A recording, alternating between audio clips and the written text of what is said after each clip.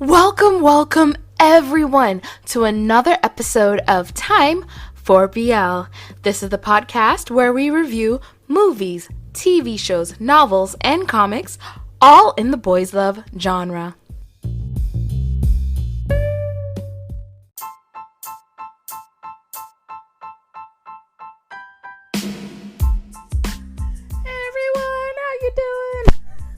I want to take the time to apologize for the lateness of this episode, but I do have a valid reason. You see, when I was supposed to be watching this episode of Vice Versa, episode 7 of Vice Versa, I was occupied with a certain show called The Extraordinary Attorney Woo. Yeah, so I think I have a valid excuse for my absence, okay? I think that's a valid excuse. I spent 2 days binging that show and I would like to binge it again. It is so good. One of the best K-dramas I have seen in oh god, no, I just started thinking about Itaewon Class. No, Attorney Woo was so much better. I loved it. But it is time for episode 7 of Vice Versa. So I had to jog my memory real quick of what happened in episode 6. And then, yes, it ended with them cuddling. So Pwen and Tale were cuddling in bed. Now we're gonna jump into episode 7 and see what is the next step of their relationship, I guess. Yeah. So let's jump into episode 7. They woke up, big spoon, little spoon. Oh my god. So I'm guessing that this is where we're gonna get more relationship development from the show. Because now, Tele is looking at Pwen all dreamy-eyed right after waking up. They've cuddled to sleep at this point. Just date already. So yeah. It's interesting that Tele selected Pang to help with the writing. It's not interesting in the mental aspect. I get it. He's selecting one, a woman. 2, she was an actor in the other universe, but now she's an acting coach in this universe. And 3, she's definitely gonna bring in a new perspective with her life experience to the writing table. So it's not surprising in that. It's surprising in, does this mean he still doesn't see him and Pwen possibly being each other's port key? And that's why he has no issue with inviting Pang to the writing team, because Pang might be Pwen's port key and he's open to that. It's what is in his mind? So the title of this episode, I think, is something orange, sunset orange. Yes, that was spoiled for me. So I'm definitely looking for orange now as the color, but I don't see anyone wearing orange in the first scene, which is interesting because all the other episodes, the first scene, whatever the title episode is, that's the color that usually Tele is wearing or Pwen is wearing. But neither of them are wearing it. So it kind of makes me want to go back to see if I'm mistaken, or is it that the sunset orange is going to come in later? Are we going to get that sunset scene? Okay, so I see it now because I'm searching for it. Pang is wearing orange. So that's who's wearing orange in the opening scene. So I guess this episode, Pang is kind of going to be the center of the episode in some way. Maybe Tele working on his feelings for Pwen and not pushing Pwen towards Pang. I'm guessing. But we'll definitely see. But I also love that opening scene where they're all giving movie ideas, because I'm like, that's The Hangover. And then the one about the moon, I'm like, doesn't that exist already? Isn't that something? I didn't watch it. I know that. And then the one about the day before the apocalypse, again, that exists, right? And yeah, it does. So it's an indie movie, I believe. Anyway, but yeah, it's these things already exist, so it's interesting. that they're pulling ideas that, well, not interesting in the case of Pwen, but interesting in the case of Un and other dude, that they're giving ideas that already exist in the other universe, which obviously doesn't exist in their universe. I like the apocalypse idea for their universe. That would be a way to go, definitely. It's still a love story, but it also has the background of like an apocalyptic or soon to be apocalyptic scenario. Hi, cat. Okay, so I'm at the scene in the kitchen. Pwen and Tele are talking about why Pang was added to the team, and Tele admits that he added Pang to the team because he does believe that Pang might be Pwen's port key, and he wants Pwen to be able to go back to his regular life and not be stuck in this world as soon as possible. Mainly, he's afraid of losing him. He's afraid of him dying. And when Pwen says, have you ever thought about the fact that I could be your port key? His response is, we would have been home by now if I was your port key. And that, I find it interesting only because they have zero idea about how this world works. They have zero idea about how this whole dimension shift or universal shift works. And the two women, I can't remember their names, but the actresses who played Ink and Pa played those two. They had met previously and didn't realize they were each other's port key until that moment in the maze. And they didn't, I don't recall them saying they traveled as yet. They just said they called to let what's his name, Dull, know that they're each other's port key. So we still don't know how this traveling works, and we still don't know how you figure out each other as your port key works. Maybe the problem is Tele not opening his heart. Maybe it's gonna be something like that. But yeah, I just find it interesting that he's just like, well, if you were a port key, we would have gone by now. Even though he doesn't fully understand how this whole thing works. I mean, what are her name? Jub and what's his name? Dole? The nurse. They knew each other for years, and he was in love with her and never told her he was in love with her. For all we know, she was his port key, but because he never went to her and there was never a conversation of I love you, that's why they never traveled back. That could have been the situation. So he again, he doesn't know how this works, so it's interesting to see his arrogance in it and thinking, I have this all figured out, I'm gonna save you because I care about you, and not contemplating that maybe Pwen is right and they are each other's port key, and they just need to be more open about their affections for each other. Okay, now Tele is wearing orange. I'm trying to figure out how this goes. Pang was wearing orange in the first act. In this act, Tele is wearing orange. I'm going to just point out every time someone wears orange to try and see, does the storyline shift to them, and whoever is wearing orange is going to be the center of the conflict in each part. He wakes up done. Alright, hold up. So first he wakes him up, and Pwen is making it clear he loves the smell of the shirt because it smells like him, which, first of all, it smells like Tess, which is the first thing I thought. Until he pointed it out. It smells like Tess because it's Tess's shirt. This is Tess's body. This is Tun's body. So I'm like, I hope Pwen isn't falling in love with the physical version. Basically because the physical version is not one you're going to get when you get back to your universe. I hope you're falling in love with the other version. I hope you like the new smell, or maybe they smell the same. Who knows? But I hope you like the new smell. But second of all, he says, you give me a shower, holds out his hand, and he gives him a shower? I mean, he's drowning him, but he's giving him a shower. But I'm like, isn't your pants getting wet? Didn't want me to die, now you're killing me. But yeah, like, how does Tele...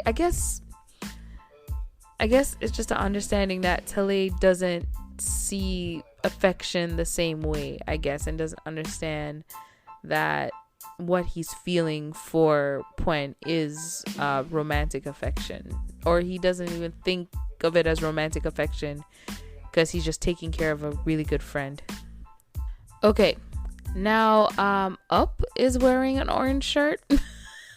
So it has switched very quickly. Up is wearing an orange shirt. So I don't think it matters. I think it's as long as Orange is in the scene. But he's really, well, him and Una are really into Pang, of course. So I don't think it matters who's wearing orange, as long as someone's wearing orange is the whole idea. Like Red, like the whole thing of Red in that movie with the dead people. Oh my god, this is adorable. So oh my god, Tele is going through all of Tess's perfumes to try and figure out which one the shirt smells like so that he can wear that. Or I don't know if he's trying to wear it or give it to Pwen, but he is looking for that perfume. That is really cute. That is so cute. Okay, product placement. The product placement this time is an app that exists in both universes. He's using his points to get a discount on this app. And again, I'm just like, I wish they found a way to really do this. To, yes, advertise the products they're trying to advertise and still have it be within the alternate universe aspect. Again, for the 500th time, where do I get popped rice? Where can you pop? If I take my rice and I put it in oil, in the deep fryer, actually, I do have a deep fryer. Will I get Rice Krispies? How does it work? So for a second, I was trying to figure out what is different with this, with him telling him to go after the girl, go after Pang. What's different with this than with a lot of other BLs that do the whole "you should be with her, not me" trope. And the difference is he's in a universe where same-sex unions are accepted and like it's just a part of life. It's not a big deal. And so him sending him to her, sending Pwen to Pang is not a whole "we will never be accepted by society or family" or anything like that. It's just really him worried for Pwen's life and thinking, well, you knew her from the other universe, you guys were friends, you're gonna have a better chance of being able to travel back with her than with me, so I want this for you. So it actually is out of like protecting him, protecting his mortality, versus just being worried about societal disdain. And yeah, it actually is a little refreshing, because at first I was like, I've seen this before, but then I was like, no, but this is different, and that's why it's different. It's not a pressure societal wise, it's a pressure with just a fear that holding on to him is going to mean the end of his life because they're not meant to be, or something like that. So yeah, that is actually kind of refreshing. I always find it funny on Thai shows where they find different ways to have alcohol on screen without having alcohol on screen. So Together With Me, the famous blue drinks. Oh god, right in the trash can. And then this one is like orange, red. Well, I mean, red could be red wine, but I guess it's not. Green was one of them. I'm like, isn't that all just soda? But yeah, it's just interesting all the different ways they try to do alcohol on screen without actually having it be alcohol.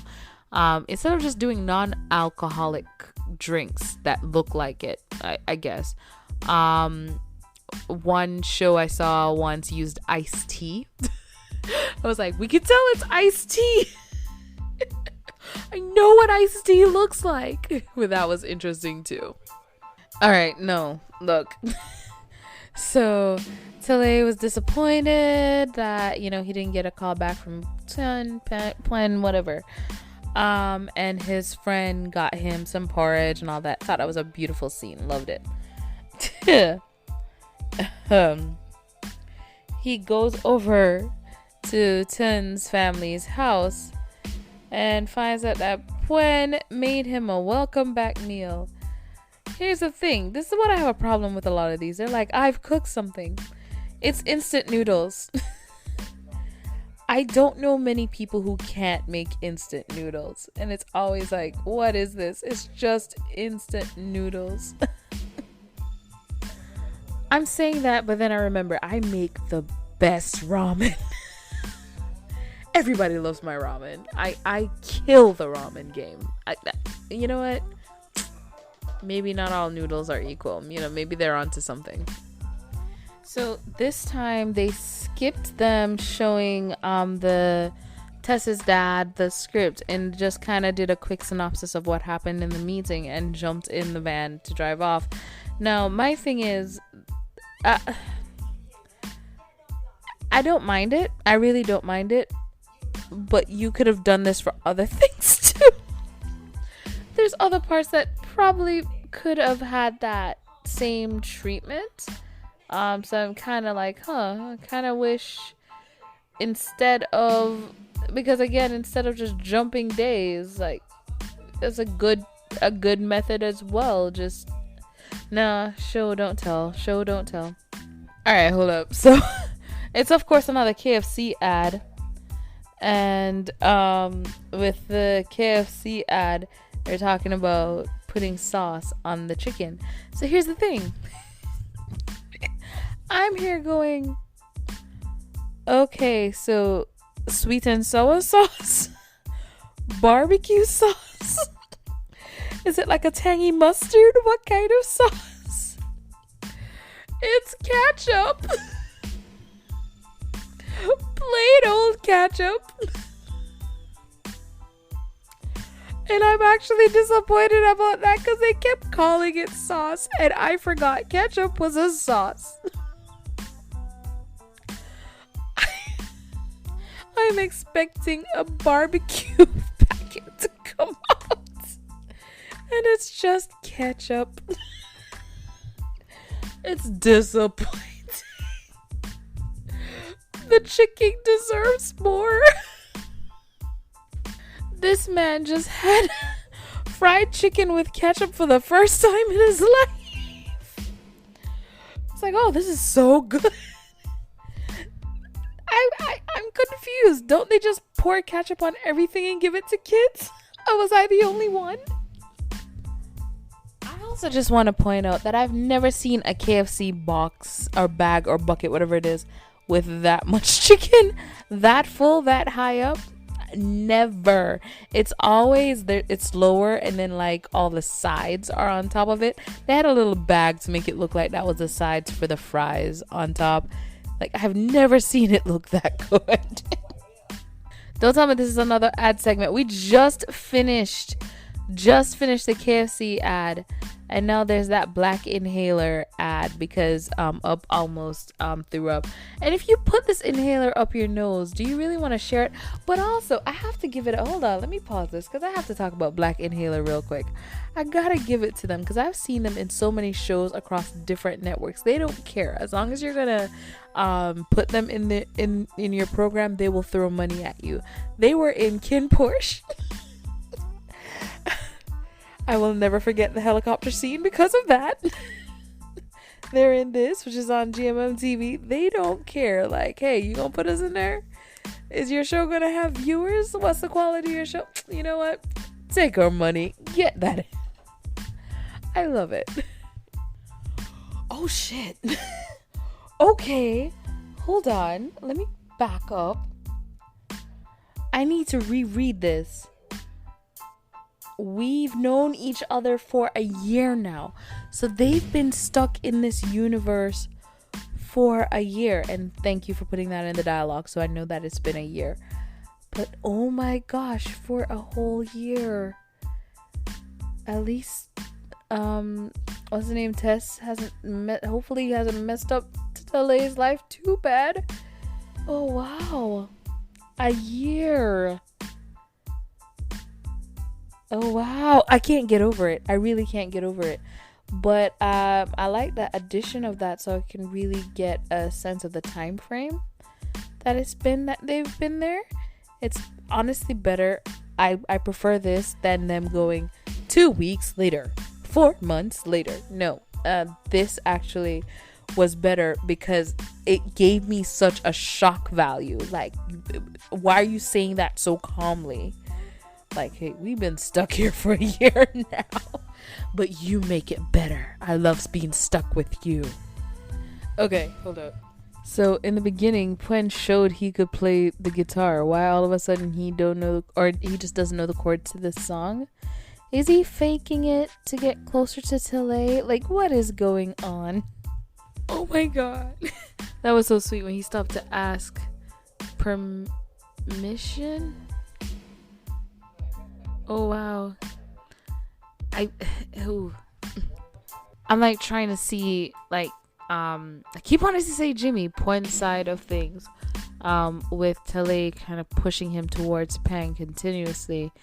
In this moment, he has to stop himself to really be like, hey, is this happening? And I don't blame him. Like, that is definitely a big question for him. Is this happening? Okay, so they showed us in the preview for the next segment of the episode that that Pang says to Tele that she thinks Tun is his port key. So I'm just like, is this going to be his waking moment of someone else saying, hey, I think y'all are hitting it off. Y'all should see about those feelings you're having. So I was wondering how these guys got to write a second movie. Like, their very first, pause this, Orange Building. But their very first movie flopped, and they were able to pitch a second movie, and it was moving along. And I'm like, how is it that they're writing a second movie? Their very first movie flopped. Like, wouldn't they just not even be welcomed back in the room for a second movie? Is what I would assume. So yeah, seeing the dad say that the board doesn't trust them to write a good movie after writing a flop makes sense on a financial standpoint. And that's why I was like, I hope they do the indie movie, because that's what they're gonna have to do to show that they can create something that's really good.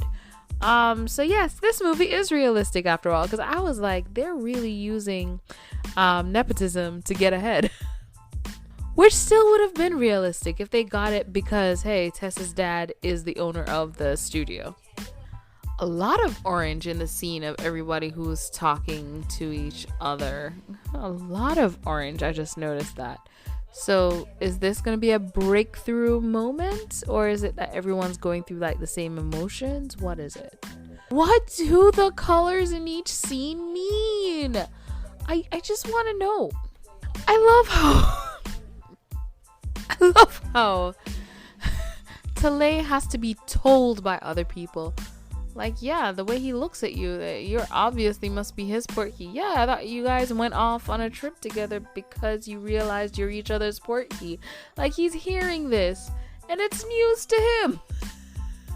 And it's like, well, Pun, I guess is the proper pronunciation of the name, I'm still probably mispronouncing it, knew this already and told you that he believes that you guys might be each other's port key, but your stubbornness is just holding off. And this idiot is driving fast down the road. Oh my gosh. So he's rushing, of course, to see Tun, to find Tun, who's of course at the building. Of course he is. But I'm like, is he gonna get into a crash? Is this gonna be a whole thing? Because with Jube last episode, I'm just, okay, he's out of the car, thankfully, yes. Running through the building. Oh God, what's gonna happen? That push was weak. That was such a stage push. Oh my gosh. Oh God, I had to pause real quick. And I guess they didn't even mean for that line to have so much impact, because there was no pause after it. You know, like, there was a pause after Puen said, I can kiss you, can't I? There was like that pause to look back and get the flashbacks and then get Tele's response. But in this line where where Tele asked him, why did you say that? And he says, because I wasn't sure if you'd let me love you, or something to that. They didn't even give us a pause for that. But I feel like that line deserved a pause. It deserved a break to let that settle, because I feel like that shows how much, just that line shows how much concern Pwen had with the whole thing, how worried he was about the whole thing, and even just putting forward his emotions was worrying in general. So that line, I feel like it deserved a bigger pause. All right, I had to pause it real quick before we get to what's the preview of the next episode. But that little, part where they of course bring back that they promised they were gonna go back together, and that the hug and the kiss on the forehead and putting their heads together, all that was so beautiful. It was so well done. And of course there was orange in that scene as well, because it's sunset orange. But that was such a beautiful scene. And of course the both of them crying, and this is more of a continuity thing. When I saw the tear go down C's face, C's face, and then the camera moved to Jimmy and showed Jimmy crying, and then it went back to C, I was honestly expecting like the tears to be removed, or there to be more tears or something, but the same tear line was there, and I was just like, oh, they must have done one continuous shot and then cut those together, because sometimes whenever they do that, they'll use two different shots. So like this is when we the first take and then the second take, and they'll use the second take for it. But I'm like, wow, it looks like they actually used one continuous shot and cut in between, so you don't have these awkward jumps of that wasn't there, that was there, that wasn't there, that's new. Which they've had a few in this episode. A lot of shows have them. You can't control human behavior and how the actors are going to put their hands, and you can't make the actors cry tears the same way each scene unless they're just that good at it. But yeah, that stood out to me for that. That was a standout. So let's see what's happening on the next episode. Okay, so next episode, the line in the preview that stood out for me is, "I've never seen your face yet, I like you." Love that line. I thought that was really sweet. But the next episode looks like we're gonna get some jealousy from Pwen's side. That's what it looks like. So I'm excited about that. Next episode hopefully should be on time, because I doubt I'll be rewatching Attorney Woo at that point. But oh my god, do I love that show, and I love this show. Vice versa, of course, is giving great quality because it is GMM TV, and that is all they know how to do. Hopefully, they've put out some sad stuff. Anyway, thank you guys so much for tuning in to this episode of Time for BL. Hope you have a wonderful morning, evening, afternoon, and good night, whatever it is, wherever you are.